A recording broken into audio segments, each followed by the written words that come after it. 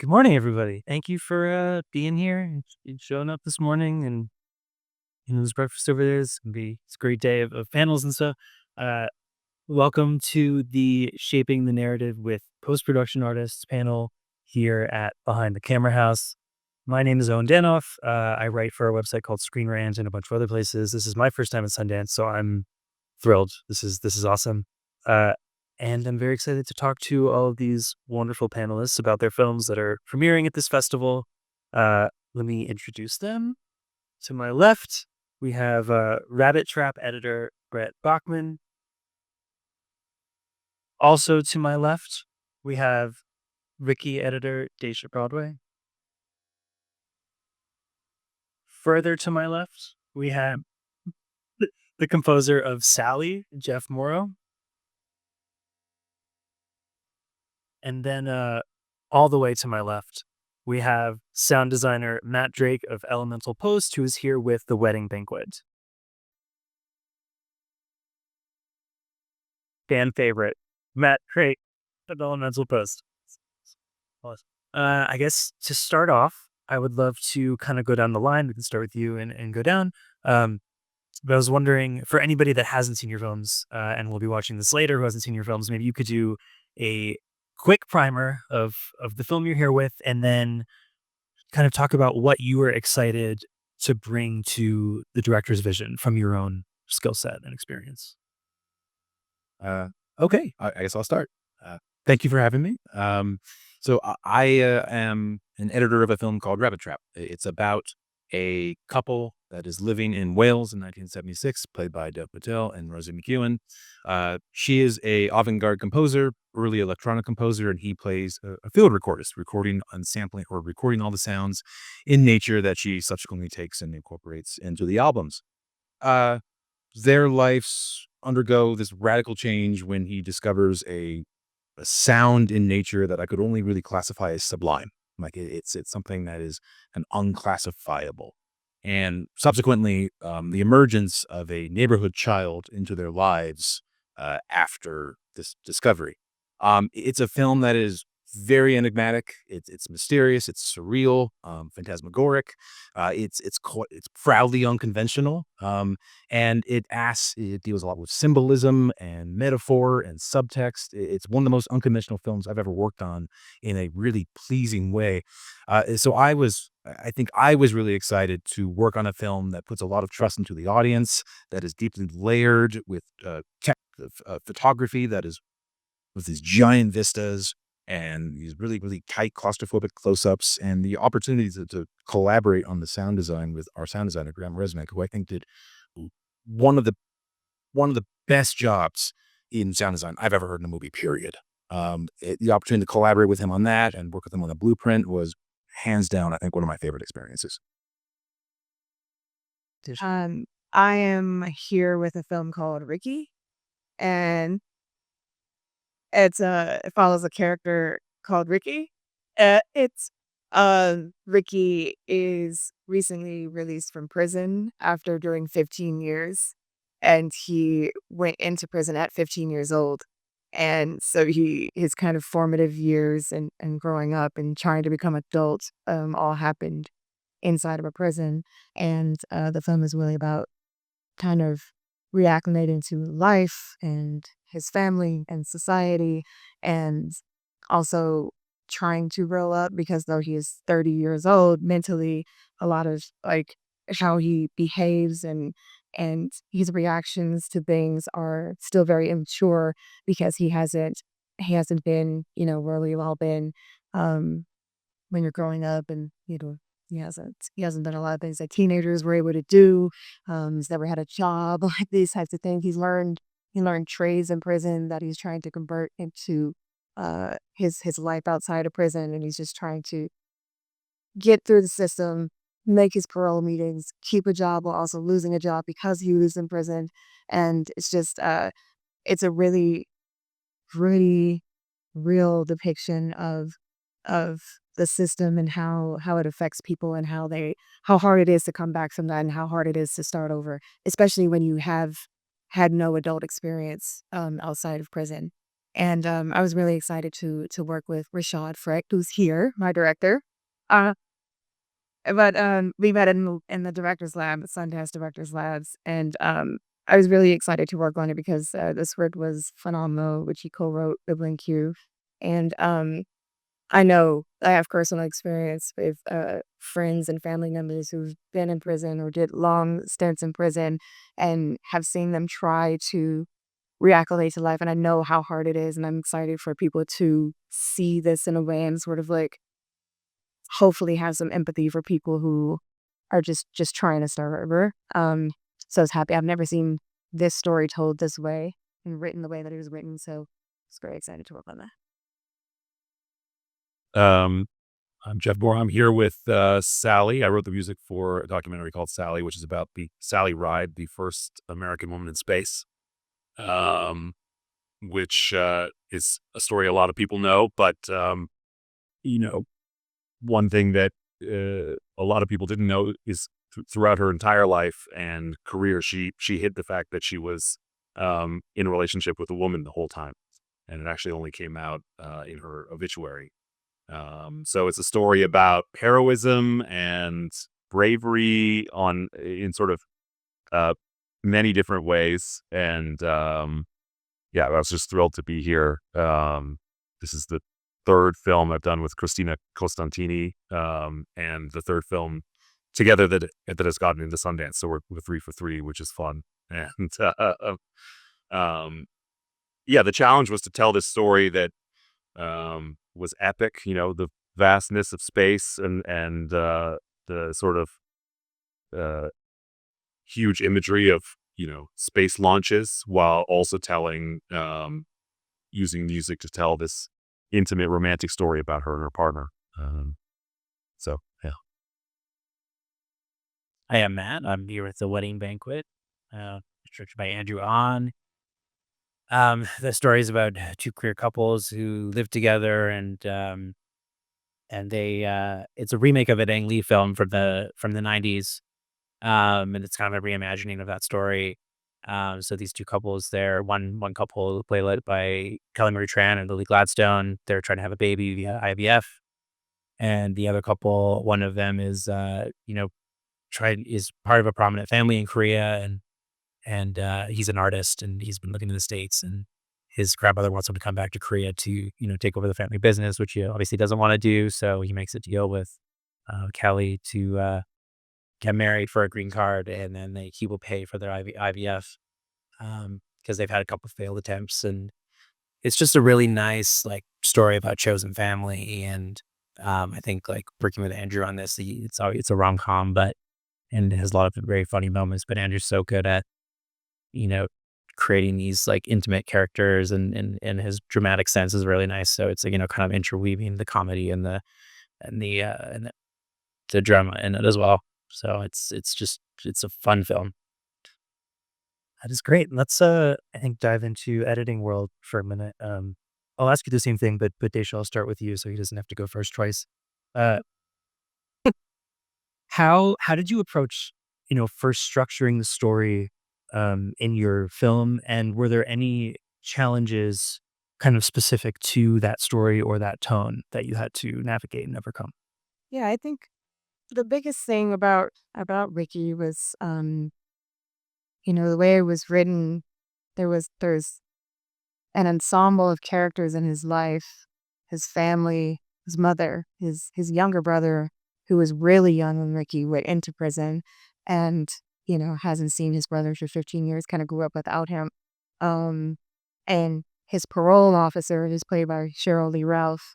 And there's all these people kind of around him, the women that he meets and tries to flirt with, and it's just, and I think the biggest challenge was making sure we were constantly in his point of view. His perspective was the most important thing, I think, shaping the film so that we really felt like we were on a ride with Ricky, and not sitting too long with the other characters, and they were there to kind of service his character and help us learn more things about him and how he's reacting to the world around him.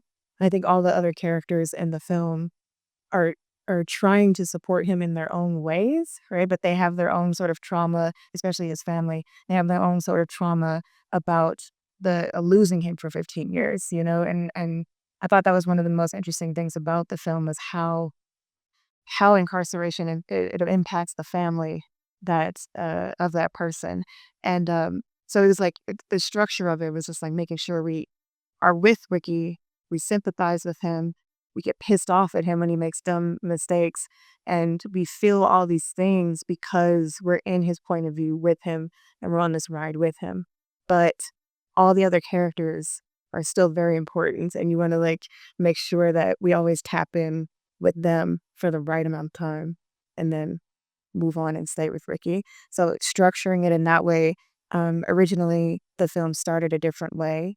And I think it was a really super collaborative process of my director and writer where it was just like, how do we make sure we start the film just with Ricky on day in a life Ricky so that we get to know him, build him up, and then see how life affects him. Yeah. Brent, how about you?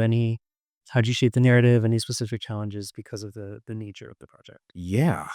Where to start with this one? So Rabbit is very subjective. It is a story that, if you can imagine, uh, if you are experiencing a paranormal event and there's no omniscient narrator telling you or giving the audience from a third person's perspective what is going on, you would be if you were in that position, it would be quite perplexing and you wouldn't really know what was going on. And the film and my director, Bryn, was very interested in recreating that sense of tension from the unknown.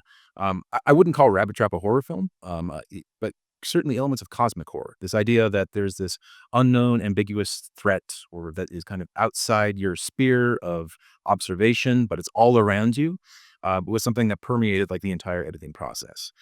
We had several points in the film where we undergo very subjective trance-like states with the characters when they're undergoing these odd events in the countryside. And so we had the option of being a bit modular with some of these scenes and some of these sequences in general.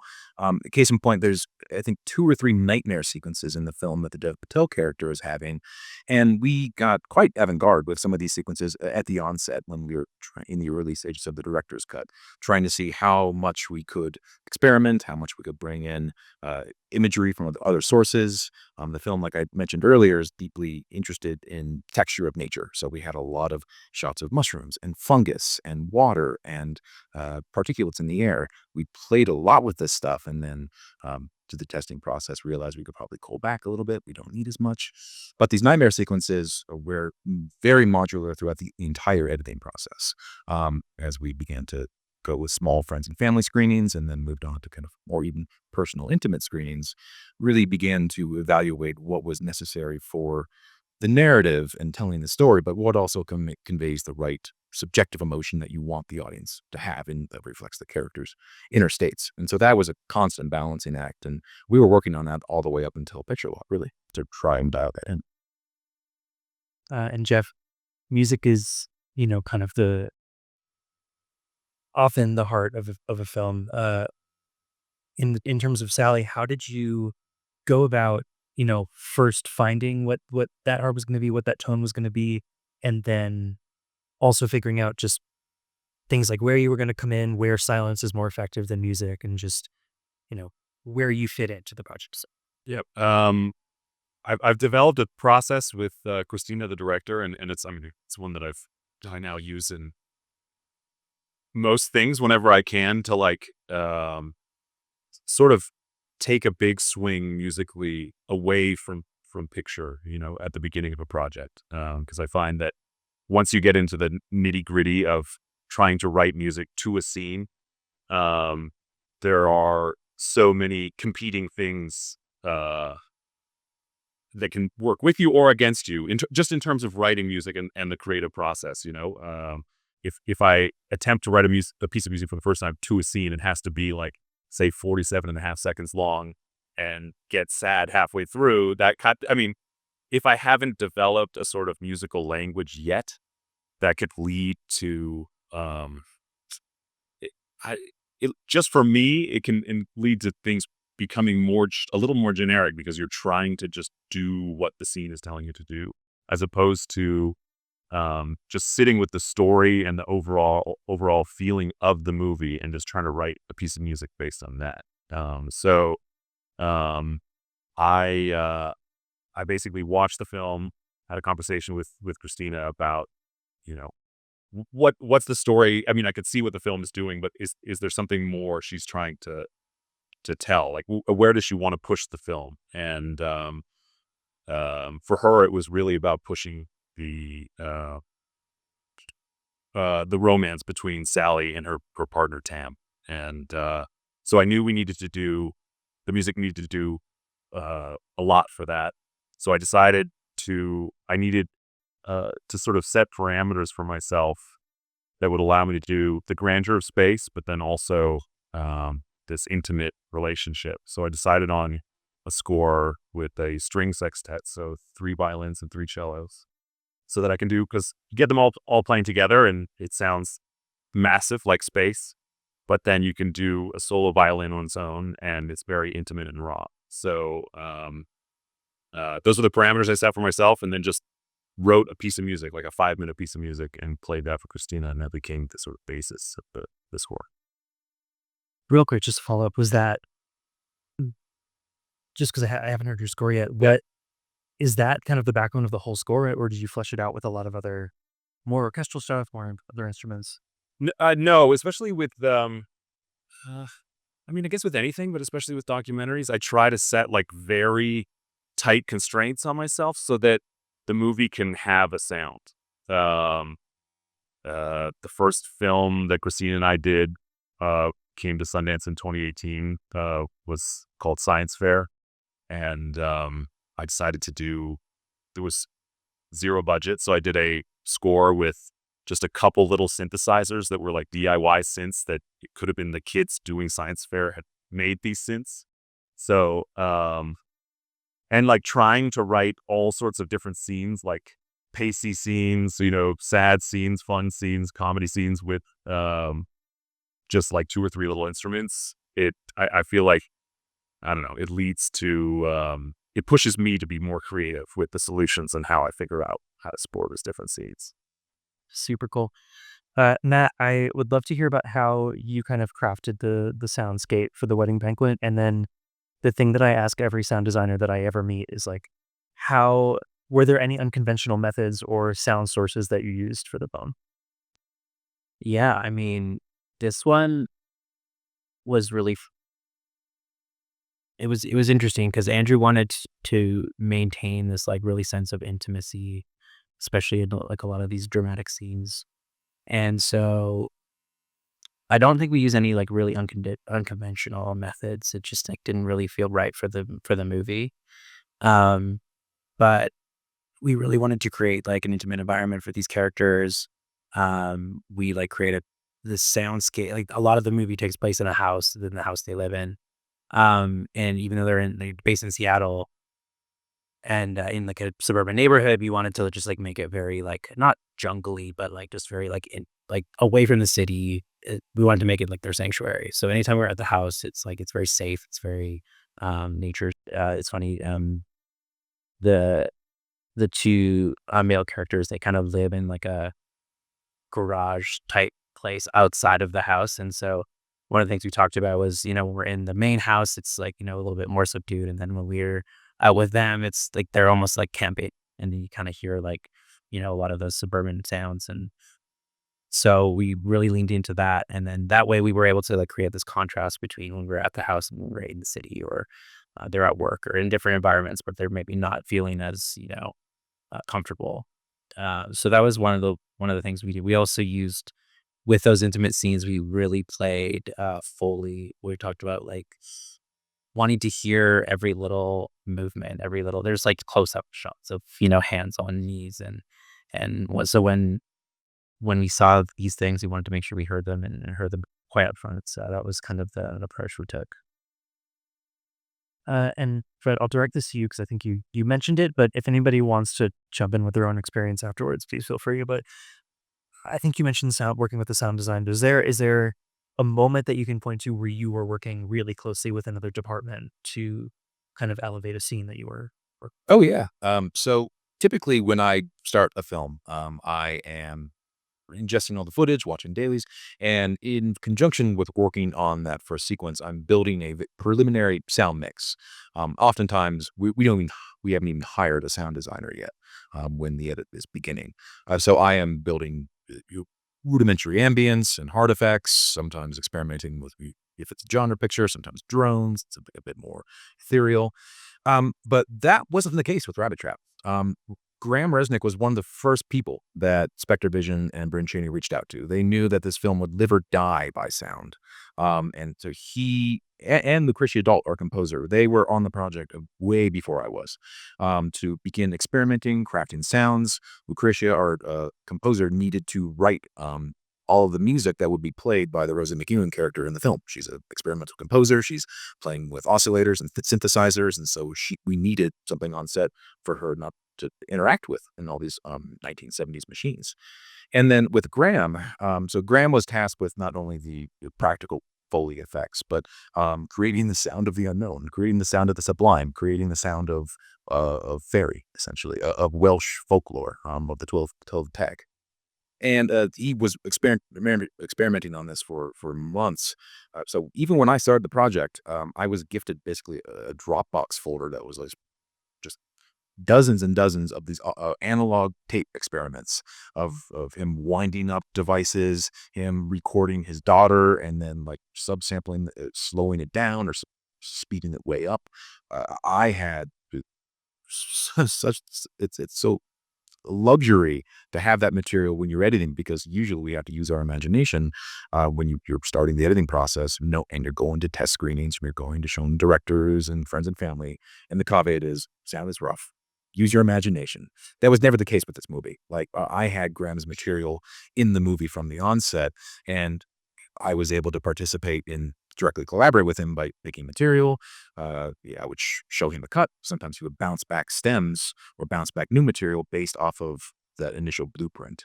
And that was a kind of a constant flux back and forth. That there's I'll wrap this up by saying there's like a central hero sound effect in the movie.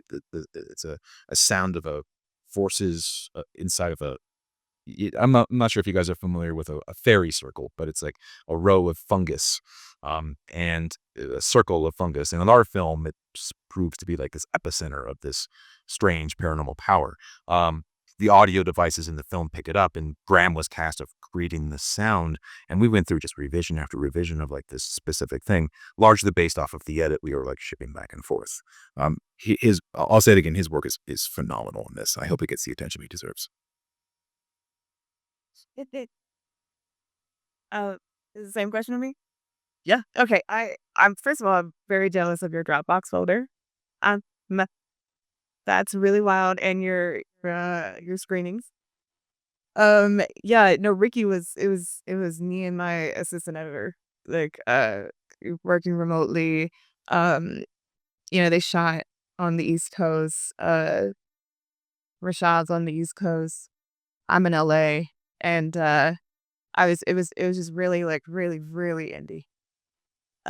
So like all the sound effects, I'm very very particular about sound. Um, and my assistants know that I'm very very particular. And with Ricky, like I said, because I was trying to be as much in his point of view as possible, I knew we were going to, sometimes drop out the sound, kind of warp it, kind of be just really like, okay, how is he experiencing this moment? What does that sound like? What does that feel like? And a lot of it was just, it's just like I said, me and my AE just like going back and forth, and me dropping in markers and being like, okay, right here, I think this, and that's kind of my process. Is I'll do a first pass on a scene, and I'll drop in markers for my assistant to take on, and like we're building sort of the temp sound design of that moment, but it's all in service of the story and the character. And with Ricky, I it was always in the back of my head that I was like, yes, he is 30 years old. Yes, I'm looking at Stefan James, and he is giant, and he has been working out, and that is clear. But and I was always like, but he is 15 years old. In my head, I was constantly going every time I cut the scene, every different scene. I was like, but he is 15 years old, and try to think of him in that way. It's like he's experiencing all these things brand new for the first time. What does that sound like? What does that look like? And Rashad's vision was so clear, and the way that he shot it was very, there was a lot of moving camera. Sometimes the camera would just find Ricky in the scene, and we tried to use that as much as possible. There's a lot of whip pans and sort of match cutting to just like increase the urgency of the scene, and just to make you feel how everything is urgent to Ricky. He's trying really, really, really hard, but every scene he kind of walks into feels like a booby trap almost because of the environment he lives in. He came back home to the same place that he was living in when he went in, and in some ways that environment and those situations are the reasons why he went in the first place. So it's the cutting patterns, the sound, everything. My assistant and I were really just like honed in on that. And then when it comes to working with any other department, it was the writer, Lin Q, and the director, Rashad. We had really long phone conversations because um, I was like working on another film during the day and working on Ricky at night, and our time difference was insane. And so we would find times to get on the phone. Like, okay, here's what I'm thinking. I had, the storyboards and cards, scene cards on my wall in my house, and I would just be staring at them and talking to them. Okay, what about if we move the scene here? What about if he do this? And what does that do for his arc? What does that do? What does that make us feel? Um, and obviously you're gonna lose scenes, and you're gonna try to repurpose scenes if things aren't working. And I was really lucky to like be able to just call Rashad, call the writer, available anytime to just hatch something out. Um, and so yeah, it's just a really big collaborative process with everybody. But I would say my assistant editor is the GOAT, because that poor guy, Josh, Josh Johnson, he did a really great job. Yes. Jeff, I want to jump to themes, if that's cool. I'd love to, especially maybe given what you said about the parameters that you set for yourself. Like how did you approach thematic writing for Sally, and were there any specific themes or motifs that you're the most happy about? Yeah, I mean, in terms of like a musical theme, one of the most fun things in my job is that, tomorrow I'll go to a theater and hear an amazing string ensemble playing something like out of 20 speakers or whatever that I just sang into my phone in the shower like 4 months ago. Um, which is kind of surreal experience. But yeah, in the case of a documentary like this, it's I try to keep it fairly simple thematically. One of the things I like to make sure that the score helps with, especially in a doc, is to sort of set signposts for the audience on the structure of the story. To make sure that the music isn't flattening the story, but giving it very distinct sections. I mean, one way to do that is, yeah, melodically, there can be sort of a theme that maybe people are picking up on by the time you're sort of like 20 minutes into the movie. But also just tonally making very clear musical statements when we're in a different part of the story. So that's something, yeah, I work really hard to try to do. And just to sort of tag on to what you guys are saying, with some of these crafts, also getting in early with a strong vision. So whether it's with sound, having your sound designer on board, or having a strong vision for the sound early on in the process. I mean, this is why I write a sort of theme suite early on in the process, is to like, there can be a tendency in like modern filmmaking, the way it just technically works, to sort of fall in love with 10 elements. And I'm sure it's like that for sound design. And for music, it can be like that too. What's so effective about having a strong idea, at least one strong idea away from the film, is that there's like a sort of thing we're always pointing to is like, oh, could it be more like The Temp? It's like, oh, yeah, maybe, but we should remember we all like this theme, you know. So yeah, coming in with something strong early, it allows the sort of mechanics of filmmaking not to sort of take over from the process, and that sort of original creative idea you had, you know, to sort of stick with you as you're working on film. Sound design is obviously key to any film from the first second, but is there a specific scene or sequence from The Wedding Banquet where you feel like you really went in and were crucial in like orchestrating tension or suspense or anything like that? Yeah, I mean, we like I was saying, we kind of use like intimacy and silence very heavily in the movie, and there's a really great scene with the two, like the grandmother and the mother of the two separate the two families, and they're just like sharing a meal together. They're like different they're one's Chinese, one's Korean, and they just have this like really lovely conversation. But it is tense because it's kind of the first time that they're sitting down and talking and really understanding each other. And again, where ambiances wise, very silent, very quiet, and then fully being very loud and present. And these actors are amazing. So I think the whole movie really is just like about like kind of supporting the acting and letting them tell the story, and then just kind of building the world around them. Um, and going back to the collaboration effort, like I was brought in very early in the film as well, but before they shot. So I would watch dailies every day, and um, working with the editor a lot on just mainly them.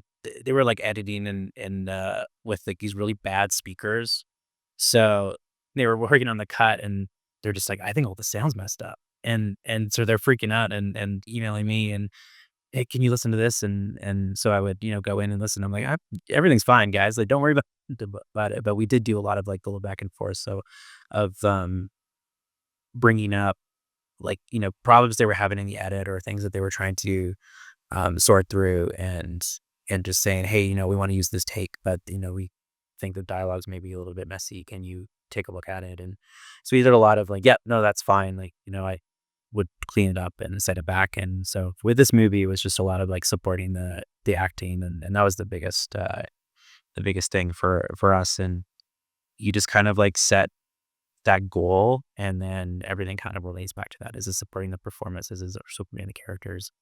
And if it doesn't, then you take it out or you change it. And it's just a constant kind of circle and of asking that question. Daysha and Britt, I will start with Daysha, I think. But obviously you're working in service of a director's vision, but you're both very creative. Editing is such a creative field. Are there moments that you can both point to where you all brought something, like had an idea that really helped shape a scene or a section of the film? Yeah, I think well, Ricky started off as a short, and I watched the short beforehand, and then said to myself, okay, don't do that. Like it's it's great, but I always try to like come and approach everything that I work on with my own perspective and style to it. Um, and I was like, there's a very effective scene in this short, and I'm like, this is very well edited. Like this is the short is well casted, directed, performed, and edited. Um, and so that's intimidating. And I can be a little intimidating because I'm like, okay, well now I have to make the longer version of this, and everyone's has to still feel like this. They have to feel like this is well edited, this is well performed, this is, and so I think that I kind of approached it with like, okay, let's forget if the short exists, and just attack it like you would attack everything else. And I have a tendency to throw my whole self into everything that I work on, to the detriment of my partner and, um, and probably my health, but we're working on that. But yeah, so, I was truly blessed in that Rashad would say to me, I'm just gonna let you cook. Like, he's like, "I trust your instincts.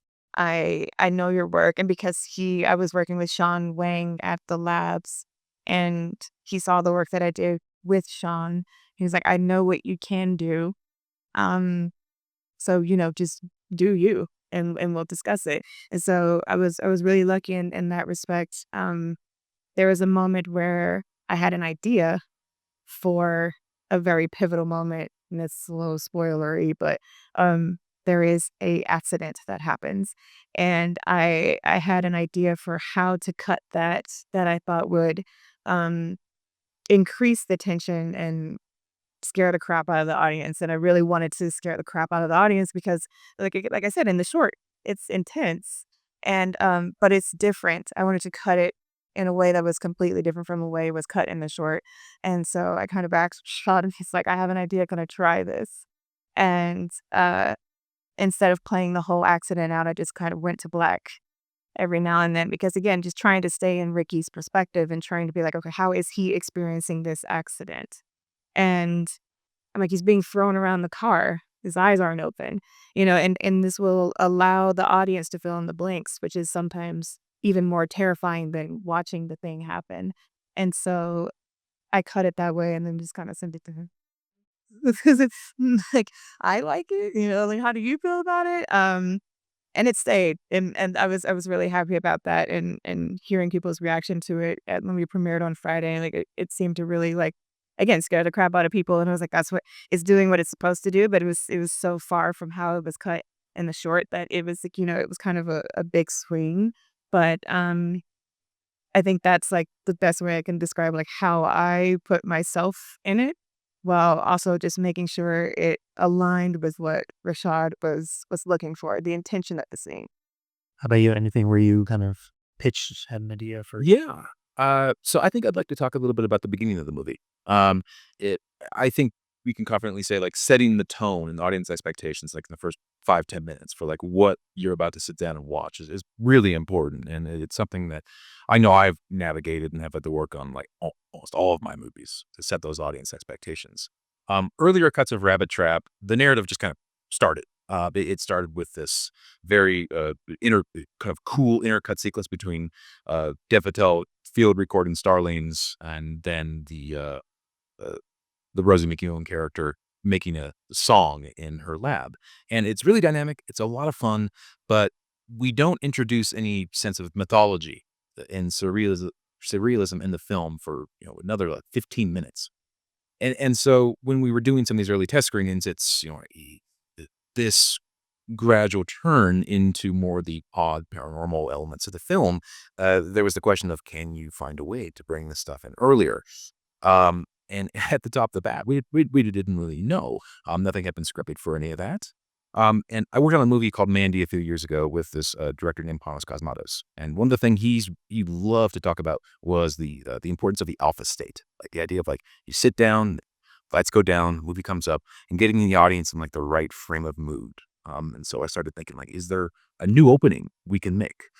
Can you concoct a scene from nothing and put that ahead of this other scene? We utilize poetry in the film at times. There's a character played by Jay Crute that we just called the Child. And at a few points in the story, the child has poetry and song. So then it began the question of, could you write something new? Could you write like a prologue? Could you write an epigraph or something that could go at the top of the movie that would kind of set the right mood, set audience expectations? So I pitched at the Bryn. Bryn wrote something. Jade recorded something on her iPhone, sent it over. I went online and I found these. We actually had a stock footage bin in the Avid project, and we had dozens of like these experiments with ink. So like an ink tank. So it was like all this surreal, slow, gobbly, undulating, psychedelic material. We cut that in, worked with the narration, was really cool. Found out we couldn't afford a single clip of that stock footage.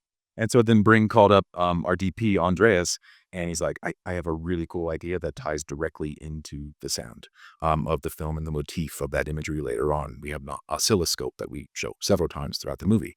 So what they did, which was a really cool idea, was to take that narration that our actor recorded, put that on an oscilloscope, and then shoot the oscilloscope. And so the beginning of the movie is just this sine wave that's like moving back and forth in sync with the dialogue, with this really odd, creepy, unsettling narration that kind of sets you in the mood, and you don't really know what you're about to watch. And yeah, did the job. I think this will be the last round of questions. Once again, we'll go down the line, but we'll start with you for change of pace. Uh, just I guess in kind of closing, like, what is one thing that you hope audiences will take away from your work on the film, and is there something that you're just excited in general for people to experience when they watch it?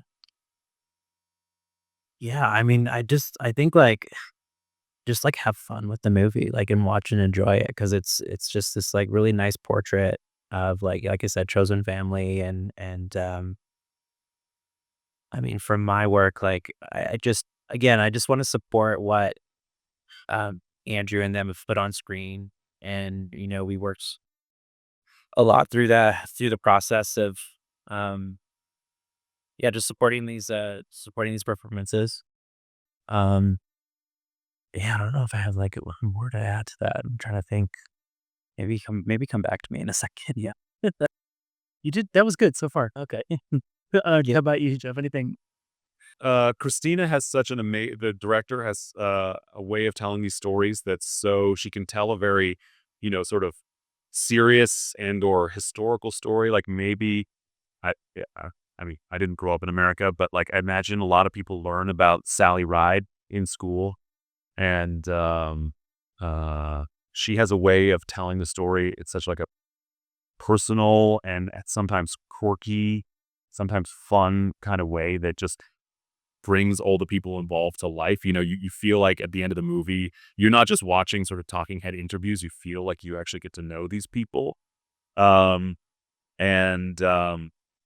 for a composer, it's super fun to be able to sort of go along with that ride. Like um, yeah, I can do very serious space music, but then there's also some fun little moments between Sally and Tam, and yeah, well, I just hope the audiences take away, and I know they will because Christina's created the film in such a way that like at the end you feel like these people, and um, it just allows the audience to connect so much more and maybe take away mm, some of what the film is talking about with like equality and rights for these people. Like when Sally entered NASA, they were one of the first women astronauts, and they faced so much adversity, just like blatant misogyny at NASA, and it still seems for some reason poignant today. So I feel like telling these stories the way Christina does is so personal that you actually take more from me. Well, it's interesting because last year I was here with a film called Your Monster, and thank you. Makes you but someone asked me the same question. I was like, "Oh, just have fun with it," you know? It's such a weird movie. And and truly, like, it ends in a way that you're just like, "What?" And that's on purpose because we just want to movies. People just go to a movie, have fun. Ricky is not that, and it's interesting to be like answering that question and kind of thinking about my career while you ask it. What am I making? Um, but Ricky is it was such a it was hard to cut it. It's a tough subject matter, but it's so important. I think it's so important that people because people um like we had these insane fires in LA, and there were incarcerated people fighting the fires, and I think they get time off of their sentence for doing so, but obviously they're not being paid what the firefighters are for putting their lives in danger to help save people's homes and the wildlife and things like that. And all of that is happening as we're about to go to Sundance with this movie about incarcerated people. And I was just like, I hope that the people who look away from these people because they're considered uh, dangerous, no matter what the context is, right? Right. No matter how they got where they are. Um, I hope that it just makes people look, just look that these are actual human beings. And that there is some empathy that comes from watching a film like this, where it's like, no matter your circumstance, and we're not all given the same circumstance going into life. Um, but if you see someone who's really, really trying They deserve a shot. And I think that there's a lot of there's a lot you can go into about the prison system in this country, privatization of it. There's all these things you can look into, but I think above all things is like the humanity of this person who is really trying, but like things are just not set up for him to succeed. And that can be said for a lot of people. And I think that that's what I hope as far as my work. Like I said, I think it's funny because, maybe people will walk away from this going, what type of movie does Daysha want to make? Because the resume is all over the place. But I would think the answer to that is I just want to make stories about great characters and about great people. And, hopefully my work makes people think after, and it stays with them. If my craft and the way that I cut the film leaves some sort of resonating feeling inside of people, then it just makes them continue to think about the subject matter of the film because there was something that stuck with them, even if it was, something funny or something, too tense and terrifying. Like on Friday when we premiered, this woman jumped out of her seat, and I was like, she's not gonna forget this film. And I like to think that I have something to do with that. And yeah, I'm just hoping that this film in particular leaves people with some research to do. At its, I've talked a little bit about a lot about a lot more of the psychedelic elements of the and how fun it was to work with those materials. But at its core, this is a film and a story about three characters in crisis. Uh, and the external forces of antagonism and the internal forces of antagonism, I think if I've done my job right, we want to present all three of these individuals in a way that you can empathize with each one of them. Where by the end of the movie, the stakes of good versus evil those aren't really relevant. It's about internal obstacles that all the characters face. So I would like the audience to take away a deep sense of empathy, a deep sense of trying to understand one another. My director, Bryn, has talked a lot about this film being rooted in this the sacred idea of communication, the idea of listening, the idea of sound waves traveling back and forth and how the power that can have when you make eye contact and you listen. So I hope that audiences will take away a sense of emotional catharsis at the end, a sense of an odd, surreal melancholy without maybe even understanding a lot of the straight plot, linear logistics, but a sense of catharsis, a sense of tranquility, and hope. Now you said come back to you. I feel like you did answer well. Just want to check. Yeah. No. I stand by what I said for sure. But I do want to I do actually want to go back and think like there's a lot of themes of support in this movie, and uh, all the characters are supporting each other, and I think it's so important in just like a creative context when you're making a movie, that everyone in every department kind of supports each other and talks to each other. And I think Andrew did a really good job, and a lot of crew here too will probably test this, but Andrew did a really good job of like making sure everyone was heard and that everyone was really could contribute in their different facets. And I think like that's just a huge like theme of the movie. And then sort of see like the crew and everyone feel like it just like it really was a dream project in that sense. Like I didn't feel like there was like really any huge challenges to overcome because it's just so easy to like talk through with everyone. And um so if anyone takes, hopefully what people take away is, first of all, have fun with the movie, and just like support one another in both personal and creative and professional worlds, because I think that just will make for a better life, really. That is awesome. All right. Well, that is our panel. So please give it up for our comic Brett, David, Jeff. Thank you to Empire 24 on Good Side for having us.